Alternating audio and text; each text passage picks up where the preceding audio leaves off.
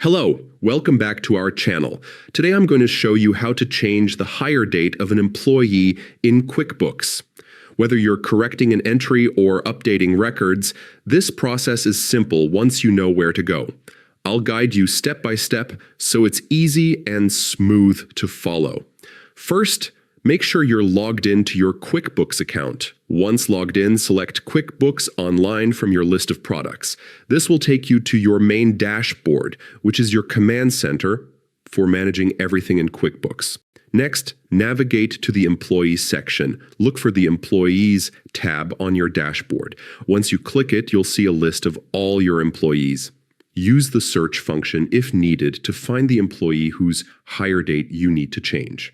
After locating the correct employee, click on their profile. This opens their detailed information, including employment details, payroll, and personal data. The section you want is usually labeled Employment Details. Click into that section.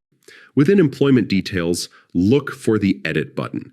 This allows you to unlock the fields and make changes. Scroll to find where the hire date is displayed. Enter the new hire date carefully. Accuracy is important for payroll and benefits calculations. Once you've entered the new date, click Save to ensure your updates are properly recorded and reflected across QuickBooks. And just like that, you've successfully changed the hire date for an employee in QuickBooks.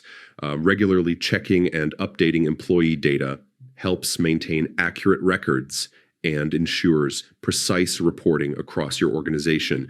Thanks for staying with me through this guide. Do not forget to like, share, and subscribe to our channel for more QuickBooks tips and tutorials. Happy bookkeeping!